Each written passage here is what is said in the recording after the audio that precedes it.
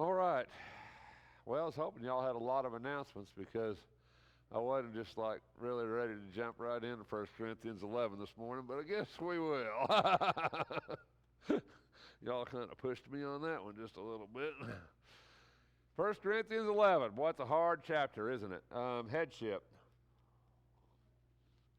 We're kind of known for people who say, let's take the Bible, for what it says, and let's take it literally, and let's do what it says to do. And so 1 Corinthians 11 is one of those passages where people always kind of go to and say, well, what about this? What about this? So what about this? What's Paul saying? What's the point here in this passage, and what exactly is going on? That's a really good question. Glad you asked. It's number one, I think you need to look at verse 2 a little bit as we start into this, because I think it's kind of interesting, the terminology here. Paul, as we get down into this, when we start talking about the Lord's Supper, Paul's going to say, I'm passing on to you what the Lord revealed to me. In other words, the Lord passed on to me. And then as you get into 1 Corinthians 11, verse 2, if you look at this right here, he says, holding to the teachings just as I passed them on to you, which is kind of a little bit different terminology here in what Paul's saying, as I pass them on you. Paul has a way of interjecting things sometimes, and this is one of those times.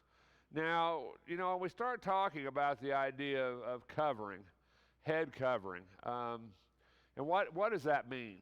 I think that's something we really have to ask ourselves here. Now, I know that's not a big thing in this country, and it hasn't been in a lot of years, and maybe never was that big a thing, I don't know. But if you go to Middle Eastern countries, and of course, I know we don't really go there, but, we see pictures. So if we think about it, right, and we think about what goes on there, what's something that you just about always see in women in those cultures? They've always just about are veiled, right, or covered. And why is that? Why do they do that? Does anybody know? Why do you think that's such a big deal over there? I think in Afghanistan now, since they've kind of taken that over, the Taliban, whoever that is, they've got a thing. I think now they say women have to be completely covered, right? And only their eyes. What's the big thing about that? Why do they do that? And what's the significance of it?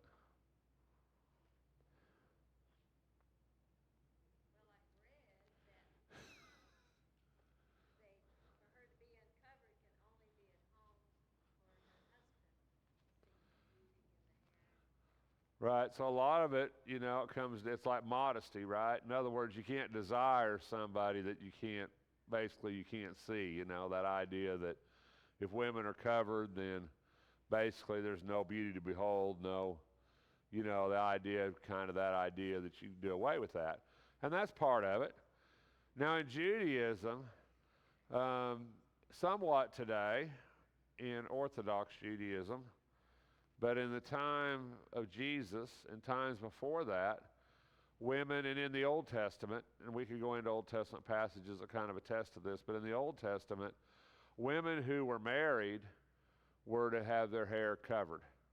Women who weren't married weren't necessarily bound to that. Once they were married, then they had to cover their head, cover their hair. And the reason for that was it was a sign of subjection. In other words, it was a sign that they were somebody's wife. It was that idea that there was a headship there. There was an authority there. So you kind of got to bear that in mind. What about in our culture? What about in our culture? Sometimes we say in the Bible, we say, well, that's a cultural doctrine. Now, what does that mean exactly? That means it's something that was unique to that culture. Greet one another with a holy kiss. That's a cultural doctrine. Why do I say that? Because if I was to kiss everybody that walked through this door, some of you might punch me, right? It's not our culture, is it? It's not our culture, right? That's not something we do. What do we do? Shake hands, maybe give a little hug, right? That's our culture. So it's what we do. So when they say greet one another with a holy kiss, that's not something that would work well in our culture. It's not culturally acceptable for us. It would be offensive to some people. Matter of fact, it would be offensive, right? To some people, that would be very offensive if you did that. Now, we know cultures that do that, right? Kiss on the cheek. I mean, you've seen that. We've seen pictures, right? That kiss on the cheek or greet each other. And in that culture, that's an acceptable greeting, right? That's an acceptable way to greet someone, and that's okay. But in our culture, that would not be acceptable. That would be unacceptable, right? Now, as a matter of fact, in our culture today, it'd probably be highly unacceptable, right? So that's a cultural doctrine. Does it mean that we can still greet each other in our culture the way we would greet? Absolutely, right? We can shake hands. We can greet each other warmly, affectionately. You see what I'm saying? But it doesn't mean that we have to kiss each other, right? It's not something we have to do, right? Pray everywhere, lifting holy hands. Well, that's a cultural thing. Now, I know there's people who pray in the United States. There's people who pray with their hands lifted, and that's okay. If you want to do that, that's fine. But in some cultures, the method of prayer is almost important as the prayer itself, right? You don't see Muslims praying with their hands in the air because that's not their custom. That's not the custom of that place. The custom of that place is to pray with your forehead on the ground, right? So, Yeah, kind of do. Yeah. So, yeah, a little bit. So there's ways that are, doesn't mean you can't, but it doesn't mean you have to. It's not really something in our culture that we do. So there's cultural doctrine. Now, in our society, is there a sign of authority that we put upon a woman when she's married? Is there something that signifies in our culture that she's married? A ring, right? A ring is that symbol of authority, right? It's our cultural symbol. It's what says she's married, right? She's married. Yeah.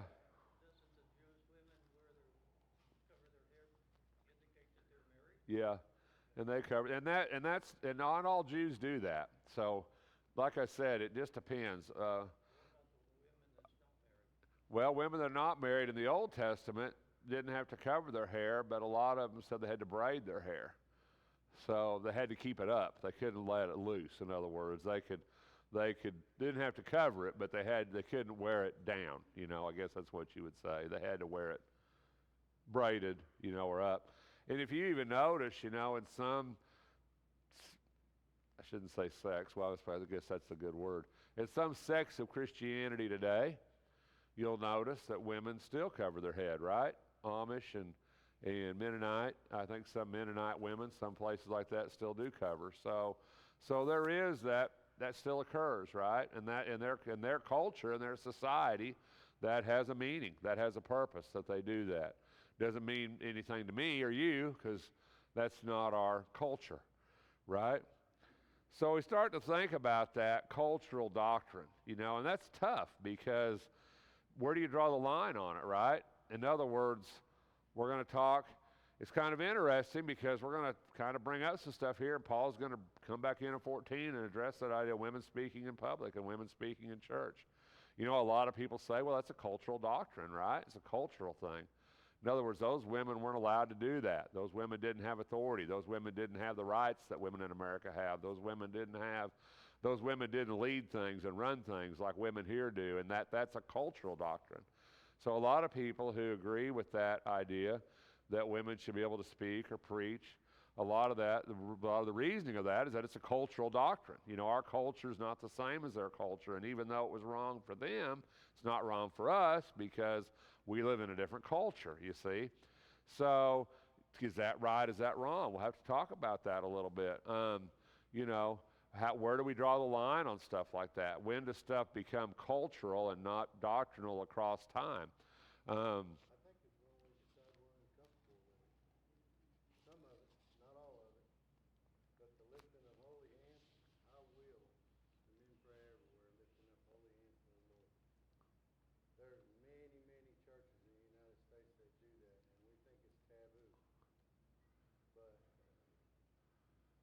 Oh, I'm okay with it either way. I'm okay with it either way. No, I'm just using it as an example.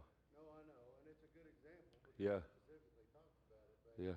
don't you think we make some things cultural because we're uncomfortable with them as a local congregation and not as a culture? Because in America, that's done in many, many, many churches every Sunday. Yeah. Oh, I mean, I absolutely have no problem with it.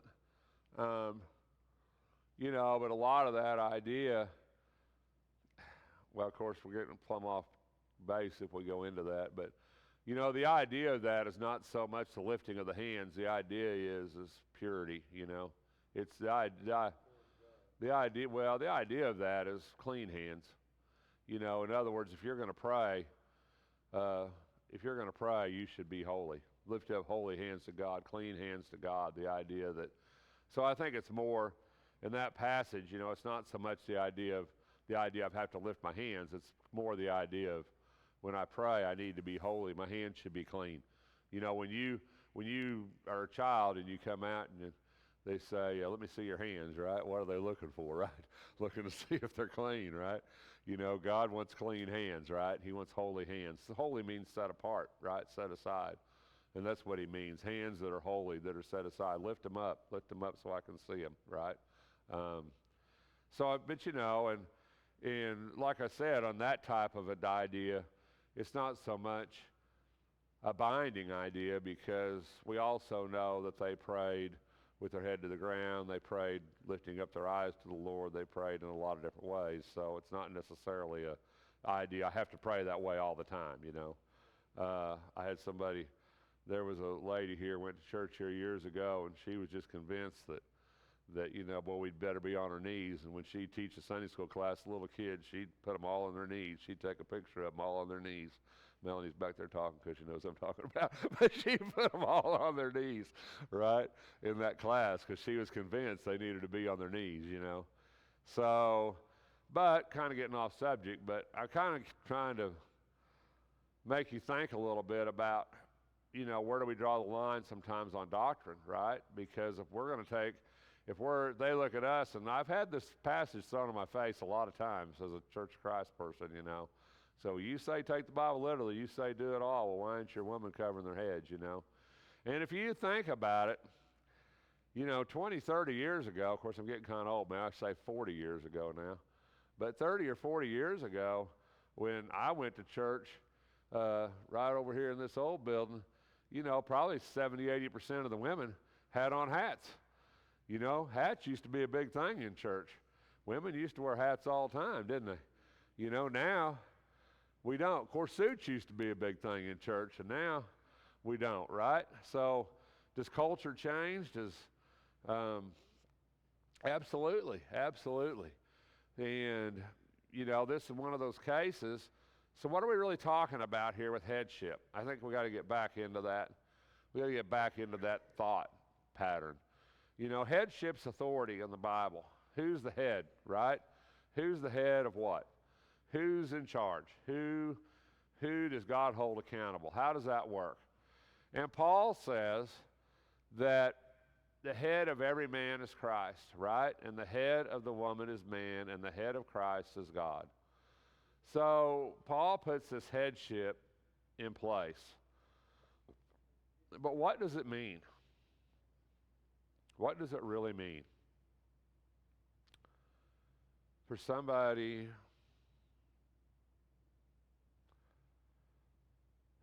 why do we struggle so much with this? So what does it mean to be in subjection? Right? What does that really mean? Are you in subjection to anybody, do you think? Who? Oh, Jesus. Who else are we in subjection to? Huh? God? On a more carnal plane, who are we in subjection to? Huh? Well, spouses, but people we work for. Are we not in subjection to our employer? Are we not in subjection to the government of the United States? Are we not? Sure we are. People say, well, I'm free. Well, yeah, maybe. Probably not. right? If you really think about it, right? Because freedom is not really there. It doesn't really exist. We're all in subjection. And at different points in our lives, we become in subjection to different things, right? When we're children, we're in subjection to our parents. When does that end? Well, maybe never, right? But when does that end? When does that subjection, when does that end? Eventually, we move out. Eventually, we're no longer in subjection to them. We make our own decisions, right? We've moved out of that place of authority. But as long as we're in subjection to our parents, we know that ultimately they decide. And if we step out of that subjection, right, that generally there's going to be a retribution involved. We know that. That's what subjection kind of goes along with, the idea that we do that. But we choose sometimes to place ourselves in subjection to somebody, right? We can do that. Do you agree with that? We choose to do that. So we can make that decision. Now, it's interesting, I think, in Paul's statement that he said that Christ, the head of Christ is God. Do you see that passage in here? The head of Christ is God. Isn't that kind of interesting? Because aren't they the same? So it's really kind of an interesting statement, isn't it? Jesus says, I do what my Father tells me to do. Doesn't he? Over and over and over. He says, I do what my Father tells me to do. So Christ was in subjection to God. Now that's kind of hard for us to wrap our head around, but it's true, and that's exactly what Paul is saying here. But he also says that every man, right, is in subjection to Christ. So he says there's headship here. There's authority here. And there's authority within a marriage. The man is the head of the woman. What does that mean? Why do we struggle with that so much? Because we think we all need to be equal. Right? Huh? We think we all need to be equal. We're not all equal. Just throwing that down. None of us here are all equal. Would you agree with that? We're all equal in a way, but we're not. What does it mean? Christ is the head of the church, right? Christ is the head of man. Look at how this headship works. Christ is the head of man. So in other words, ultimately, in a relationship, in a marriage, now don't take the world out of this. I'm just talking about in the church, in Christ. Ultimately, in a Christian marriage, in a godly marriage, who ultimately is responsible for the family in God's eyes? The man. Well, that's good and bad. Sometimes we like to throw the woman under the bus a little bit here, but we can't do it because men have headship. Men are in subjection. Men are responsible. We have a responsibility for our family, to care for our family, to protect our family, to love our family, and to die for our family. That's our Christian responsibility as a man, and we can't negate that. Yes? We're not there yet, brothers. Quit jumping ahead.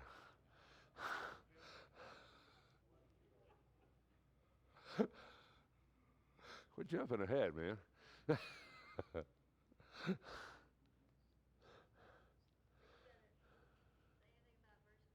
I'm getting there. I'm just almost, I'm right at that verse. So every man who prays or prophesies his head uncovered dishonors his head. Why?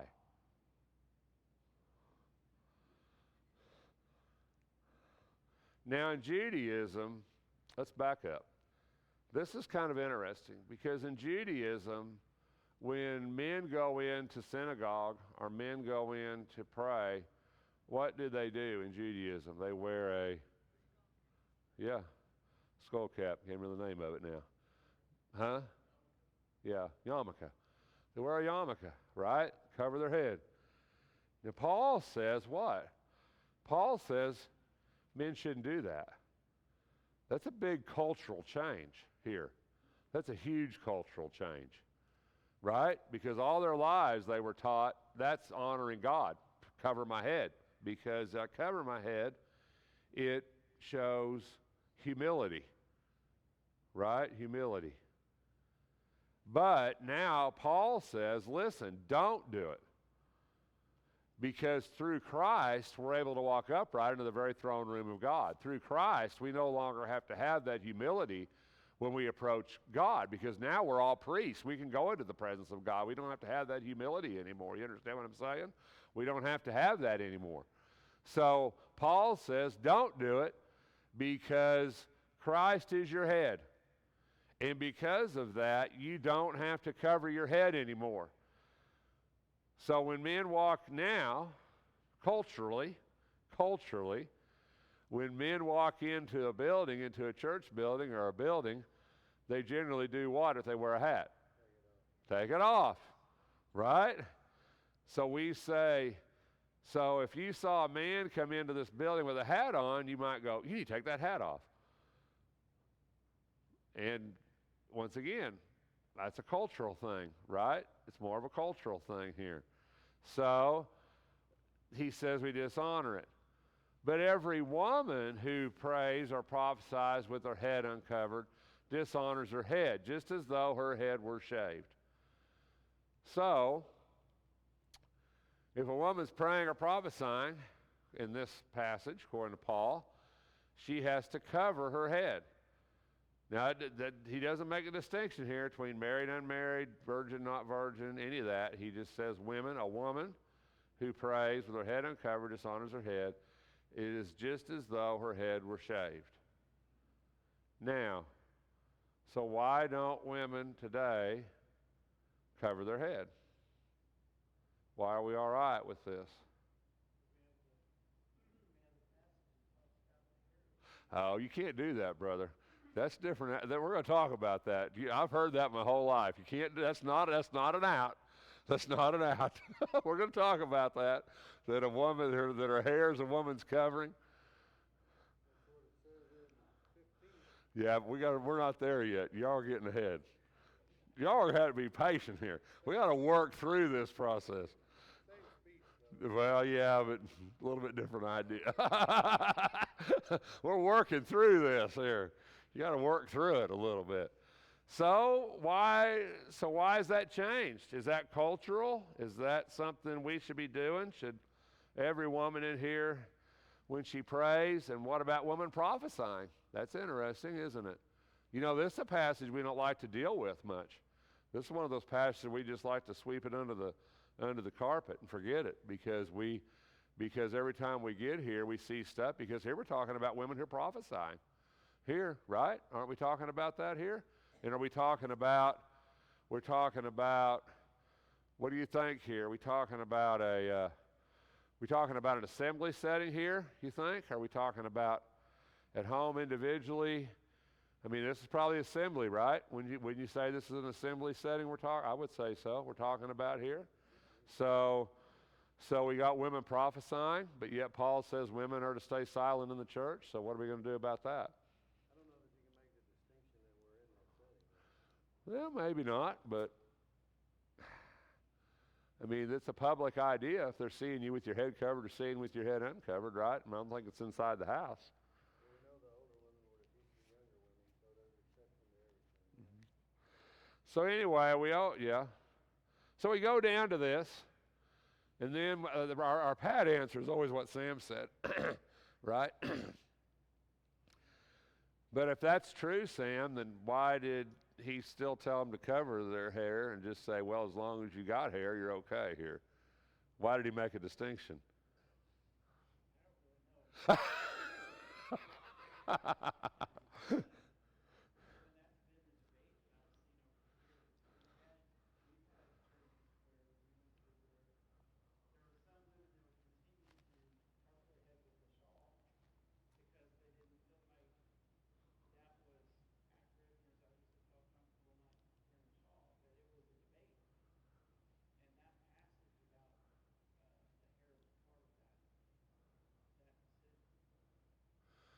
So I think in this passage, and as we go through this, right, and we're going to get into that, but I just think we've always jumped down to that and said, well, a woman's hair is her covering, but, we're going to talk about that passage too. But if a woman's hair was simply her covering and a man's hair was considered a covering, then why wouldn't Paul here say, men, shave your head so you don't have a covering, and women, your hair is your covering? You understand what I'm saying? The covering we're talking about in this passage is definitely not hair. It's definitely a cover over your head, right?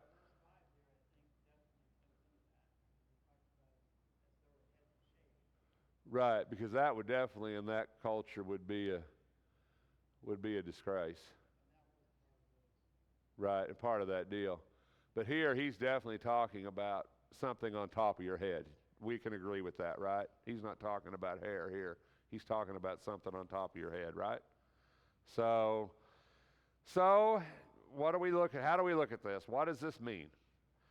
Well, it means headship still exists. You can't get away from that. That's a forever doctrine. Headship is always going to exist. God is always going to be the head of Christ. Christ is always going to be the head of man. Man's always going to be the head of his wife. That's never going to change. That's how it's set up. And we can go into passages that show that, right? We talk about women speaking, women prophesying. We're talking about a time here where there was gifts of the Spirit that were active. And we do know there were women prophetesses in the New Testament. We understand that. We see that in Acts. We understand that occurred. We see that something that occurred. That was an exception to the rule, right? In other words, there were women who had that gift, and we know that. So in that time, we understand that. Once again, cultural. So we don't do this in our society. It wouldn't mean to us what it meant to them. Wouldn't. If people saw you walking around with a woman with a covering on her head, to them, it would not mean headship. They would not relate it to that. It would not mean anything to them. It's not a symbol in our society. It's just not. It's just not, right? Like I said, we have a symbol in our society. It's a ring on the finger. I mean, that's a symbol of authority, right? That's a symbol of headship. It's a symbol of subjection. Yeah, go ahead.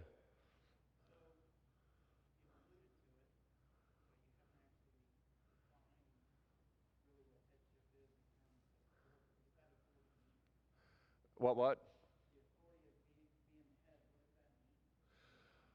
Well, I think that's what does it mean to have headship? What does it mean to have authority? Well, to me, in this context, especially when we talk scripturally, headship involves two things. One involves responsibility.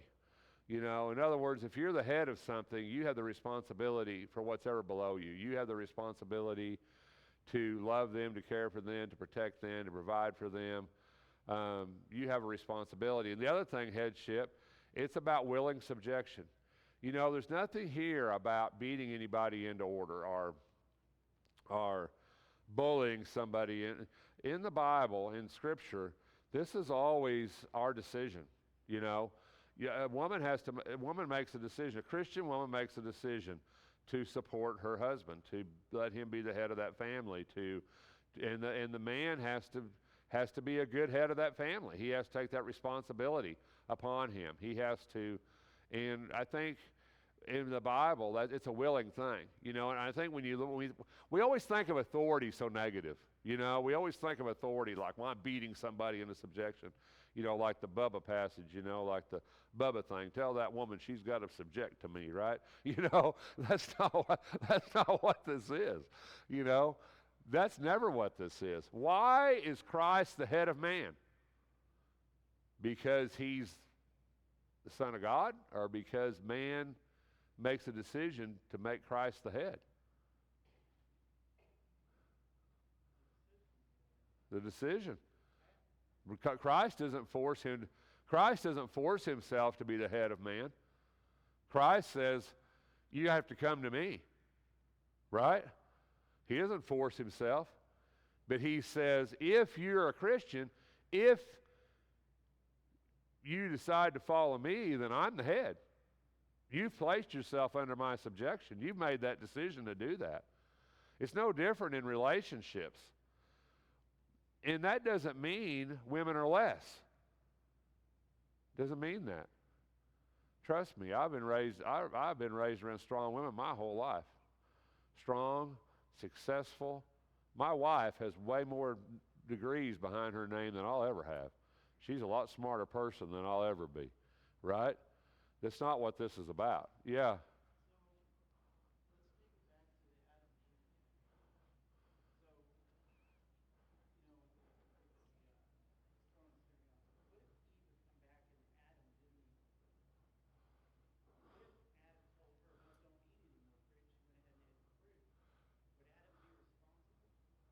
Well, I don't think so, because she didn't place herself under that head, see?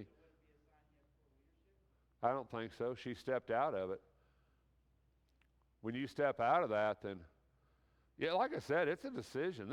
Nobody's forcing anybody to do anything here. Nobody's beating anybody over the head here. We're not. Paul's not saying do this or else. He's saying this is something we do because we want to do it. This is something we do because we love each other, because I love Christ and I choose to put, and your wife should love you and the husband should love the wife. And Paul says the husband should love the wife, should care for the wife, should be able to die for the wife. He should love the wife as Christ loved the church. Am I right? And if you love your wife as Christ loved the church and you're willing to die for her and protect her and do whatever, then chances are she's willingly going to be the wife that she needs to be. She's going to put you in the front and let you do what you need to do, because that's what a Christian woman does. That's just how this works. And if it works that way, it's perfect. And people say, oh, Rex, you're wrong. You're wrong, you know. I'm not wrong. You look at the world. You look at people around you. You look at relationships that have lasted 50 and 60 and 70 and 80 years. You look at relationships that work, right? And Christ knows how this should work. It's how it should work. And women have the harder role sometimes. You know, a lot of times, Susie, you know, I won't do it if she'll do it. I mean, I'm a man, right? And let me tell you something about men. If somebody else will do it, we're more than willing to let that happen, right? I mean, that's how I am, right? I'm just being honest here, you know? And a lot of times when that's going on in my life, and it happens quite a bit, Susie will say, that's your position. You need to do that. And she's right. I'm the one that needs to take care of it, because that's what I'm supposed to do. You know, relationships work because we work together, because we put each other in the place we need to be, and we don't put each other there. We willingly go where we need to be to make relationships work the way God expects it to. This isn't about hate. This isn't about cruelty. This isn't about bullying. This is about love. This is about love. I'm in subjection to Christ because I love him, because I know that he cares for me. I know he takes care of me. I know he's my Savior. I know he's my King. I know he provides for me. I know that he always wants what's best for me. It's a good place to be. And you know, as a husband, that's who we should be to our wife. We should care for them, love them, want what's best for them always. That's who we should be. And if relationships work like that, then they work good, right? And if they don't, then they don't. You're like that old man, right? He's falling behind his wife, muttering, "She was just what you're doing, right?" You know, we just need to work. This needs to work, and it will work.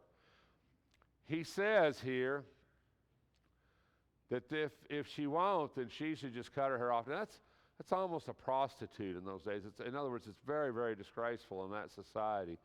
And you know, and I think when we go through this, and there's women in our society who do cut their hair off, right? There's women in our society who even shave their head, and sometimes there's reasons for that. But you know, in that society, it was almost like putting herself as a prostitute. It was really a bad idea. It says a man shouldn't cover his head, since he is the image and glory of God, but the woman is the glory of man. Why does Paul say that? Because women came from man, not from God. Now, it doesn't mean we're not both in the image of God, because Genesis said that he created us in the image of God. So we're both in God's image, right? We're both in God's image. But women was taken from man, and man was created by God. Neither was man created for woman, but woman for man. For this reason, because of the angels, the woman ought to have a sign of authority on her head. Why does that mean, verse 10? Because of the angels.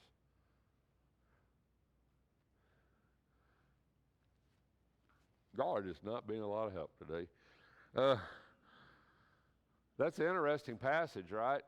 We really don't know what it means. We don't have good reference. But to me, it always goes back to Isaiah 6. When the angels would use wings to cover their eyes, right? To cover their head, to cover their face. It was a sign of authority, sign of subjection. And maybe that's what it is. Well, we just don't have good cross-reference for this. So we really don't know what it means. But it all comes down to this idea of authority, right? And once again, cultural doctrine. That's what we start talking about here. What is cultural? In the Lord, however, woman is not independent of man, nor is man independent of woman. So it puts it both ways. For as woman came from man, so also man is born of woman, but everything comes from God. Judge for yourselves. Is it proper for a woman to pray to God with her head uncovered? Does not the very nature of things teach you that if a man has long hair, it is a disgrace to him? Once again, it's a cultural doctrine, right? That's a disgrace. In that society, it was a disgrace for a man to have long hair. In our society, really not. In that society, it was a disgrace for women to cut their hair, not just shave it, cut it. In our society, it's not. It's not, right? And sometimes we can't make those, we have to understand that it doesn't mean to them what it means to us. In that society, if a man had long hair and went out, everybody in that society, whether he was in the church or not, would think that was a disgrace, think that was bad. That would be dishonorable. In our society, it doesn't matter. We don't think that way. It wouldn't be a disgrace to us. If a woman has long hair, it is her glory, for long hair is given to her as a covering. Once again, that's what we're talking about in 15, but not the same covering we're talking about earlier. I don't think you can make that jump. It is given to her for a covering, but if that's the case, then should she ever cut her hair, right? And what about a woman who can't grow long hair? There's a million things here. It's not what Paul's talking about here, and we have to get past that. If anyone wants to be contentious, we have no other practice, nor do the churches of God. So once again, headship still exists. Headship is a continual thing. Headship goes back to God's creation and Adam and Eve. The idea of covering a head, cutting hair, shaving hair, all that's cultural to that time, and it doesn't have application to us because it just doesn't mean to us what it meant to them. It just doesn't. It's not the same thing. There are things in our culture that matter. There are things in our culture that matter. There are things in our culture that people outside see, like rings on our fingers, right? There's things that people see, but hair in our culture is not one of those things. We color hair, dye hair, cut hair. Men have long hair. Men have no hair. Women have cut hair. Women have no. It doesn't matter. We don't think anything about it. To me and you, it doesn't mean anything. If we were in the Middle East, if we were in one of those cultures, whole different story. It would mean a lot, right? Mean a lot. If a woman was covered, not covered, would mean a lot. But to us, makes no difference. Okay? Cultural doctrine.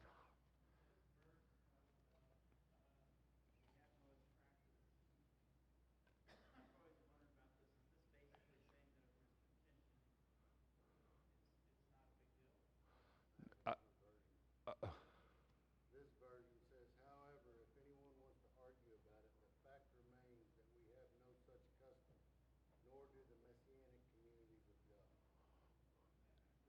Yeah, he says the fact remains, what's that, Young's Literal or Jewish? Says that we have no other practice. If anyone wants to argue about it, we don't have any other practice. In other words, there's not an argument. In other words, you can't argue it because that's how it is, right? But I think it's interesting, the Corinth church is a Greek church and, more Greek. There's Jews there, but it's a very cross-cultural church.